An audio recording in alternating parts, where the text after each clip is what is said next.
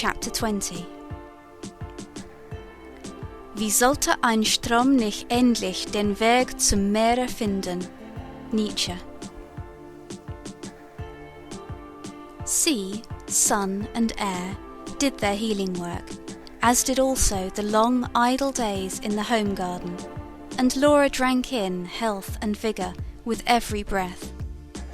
She had need of it all when, the golden holidays over, she returned to school, for the half-year that broke was, in many ways, the most trying she had yet had to face. True, her dupes' first virulence had waned. They no longer lashed her openly with their tongues, but the quiet, covert insults that were now the rule were every bit as hard to bear, and before a week had passed, Laura was telling herself that, had she been a Christian martyr, she would have preferred to be torn asunder with one jerk, rather than submit to the thumbkin. Not an eye but looked askance at her. On every face was painted a reminder of her moral inferiority, and even newcomers among the boarders soon learnt, without always knowing what her crime had been, that Laura Rambotham was not the thing. This system of slight and disparagement was similar to what she had had to endure in her first school term, but its effect upon her was different. Then, in her raw timidity, she had bowed her head beneath it. Now she could not be so lamb-like. In thought she never ceased to lay half the blame of what had happened on her companions' shoulders, and she was embittered by their injustice in making her alone responsible, when all she had done was to yield to their craving for romance. She became a rebel, wrapping herself round in the cloak of bitterness which the outcasts of fortune wear, feeding on her hate of those within the pale. Very well then, she said to herself, if her fellows chose to shut her out like this, she would stop outside, and never see eye to eye with them again. And it gave her an unholy pleasure to mock, in secret, at all they set store by. Her outward behaviour for many a day was, none the less, that of a footlicker, and by no sign did she indicate what she really was, a very unhappy girl. Like most rebels of her sex, she ardently desired to re-enter the fold of law and order, and it was to this end she worked, although, wherever she approached it, the place seemed to bristle with spears. But she did not let herself be daunted. She pocketed injuries, pretended not to hear them, played the spaniel to people she despised, and it soon became open talk, that no matter what you said to her, Laura Rambotham would not take offence. You could also rely on her to do a dirty job for you.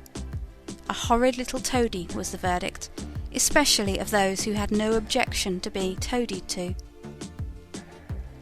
Torn thus between mutinous sentiments on the one hand, a longing for restitution on the other, Laura grew very sly, a regular little tactician. In these days she was forever considering what she ought to do, what to leave undone. She learnt to weigh her words before uttering them, instead of blurting out her thoughts in the childish fashion that had exposed her to ridicule. She learnt too, at last, to keep her real opinions to herself, and to make those she expressed tally with her hearers. And she was quick to discover that this was a shortcut towards regaining her lost place, to conceal what she truly felt, particularly if her feelings ran counter to those of the majority. For, the longer she was at school, the more insistently the truth was driven home to her that the majority is always in the right. In the shifting of classes that took place at the year's end, she left the three chief witnesses of her disgrace, Tilly, Maria, Kate, behind her. She was again among a new set of girls. But this little piece of luck was outweighed by the fact that, shortly after Christmas, her room was changed for the one occupied by MP and MP's best friend. So far, Laura had hardly dared to lift her eyes in Mary Pidwall's presence. For Mary knew not only the sum of her lies, but also held, or so Laura believed, that she came of a thoroughly degenerate family, thanks to Uncle Tom.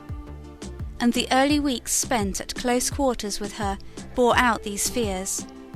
The looks both MP and her friend bent on Laura said as plainly as words, "If we are forced to tolerate this obnoxious little insect about us, we can at least show it just what a horrid little beast it is." MP in particular was adamant, unrelenting. Laura quailed at the sound of her step. And yet she soon felt, rightly enough, it was just in the winning over of this stern, rigid nature that her hope of salvation lay. If she could once get MP on her side, all might yet be well again. So she began to lay siege to Mary's goodwill, to Mary, who took none but the barest notice of her, even in the bedroom ignoring her as if she did not exist, and giving the necessary orders, for she was the eldest of the three, in tones of ice. But it needed a great wariness on Laura's part, and in the beginning she made a mistake. She was a toad-eater here too, seeking to curry favour with MP, as with the rest, by fawning on her, in a way for which she could afterwards have hit herself. For it did not answer. MP had only a double disdain for the cringer, knowing nothing herself of the pitfalls that lie in wait for a temperament like Laura's. Mary's friendship was extended to none but those who had a lofty moral standard, and truthfulness and honesty were naturally the head virtues on her list. Laura was sharp enough to see that, if she wished to gain ground with MP, she must make a radical change in her tactics. It was not enough, where Mary was in question, to play the echo. Did she, Laura, state an opinion, she must say what she meant, above all, mean what she said, and stick manfully to it, instead of, at the least hint, being ready to fly over to Mary's point of view.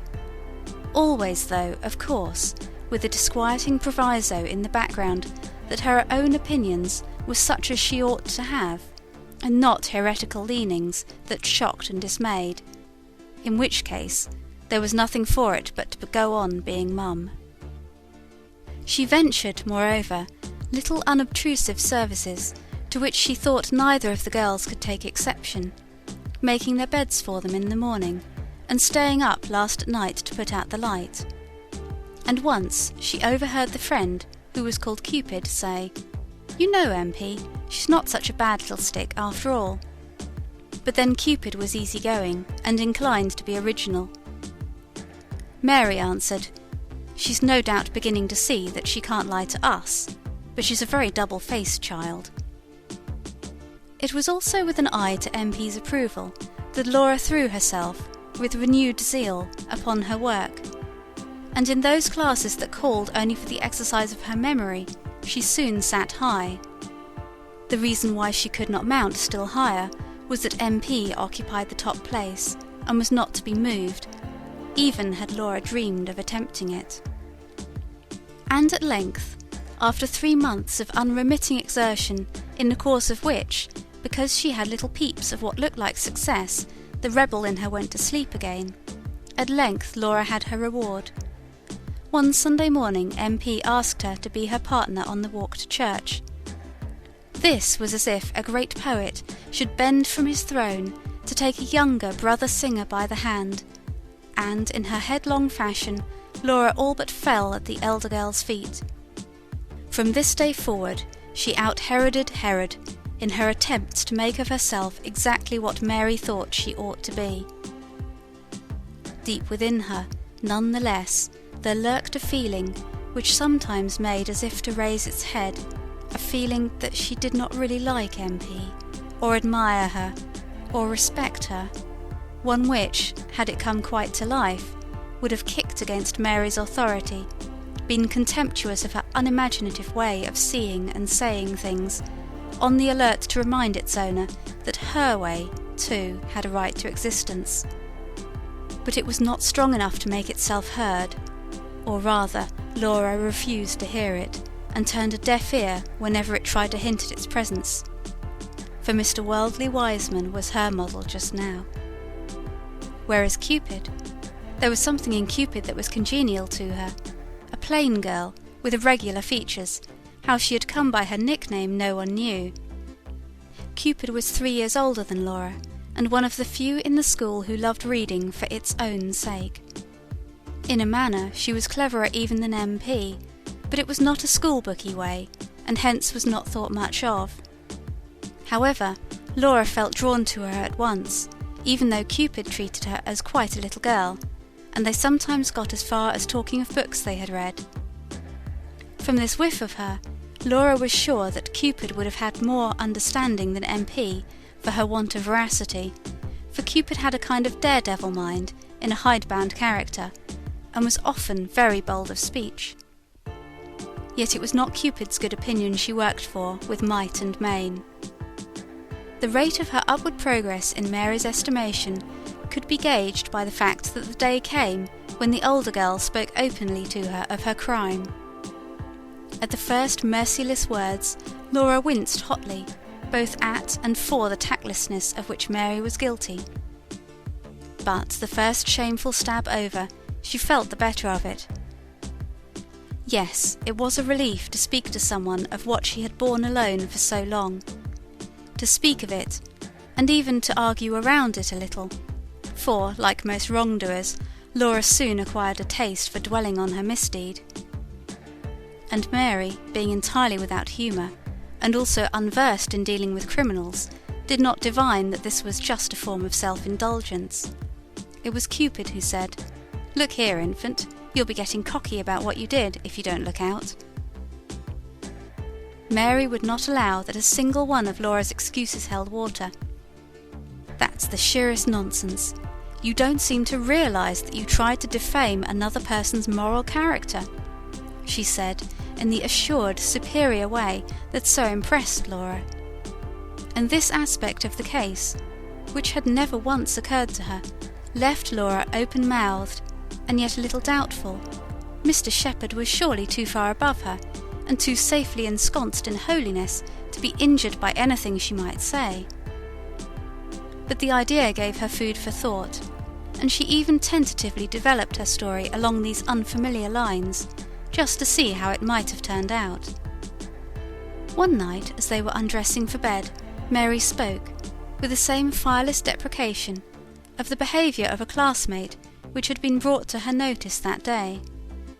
This girl was said to have nefariously copied from another in the course of a written examination, and as prefect of her class, Mary was bound to track the evil down. "I shall make them both show me their papers as soon as they get them back, and then, if I find proof of what's being said, I must tackle her, just as I tackled you, Laura." Laura flushed. "Oh, MP, I've never copied in my life," she cried. "Probably not, but those things all belong in the same box, lying and copying and stealing. You never will believe me when I say I didn't know anything about that horrid Chinky. I only told a few crams, that was quite different." "I think it's most unfortunate, Laura, that you persist in clinging to that idea."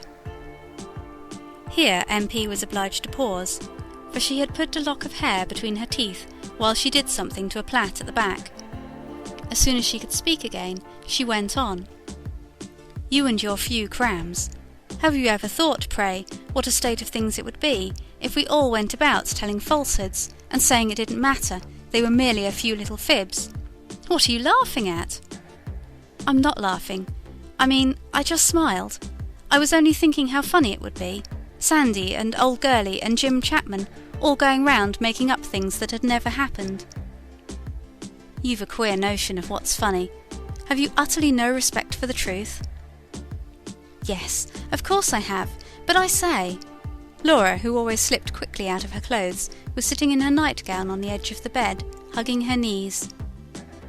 "I say, MP, if everybody told stories, and if everybody knew everybody else was telling them, then truth wouldn't be any good anymore, would it?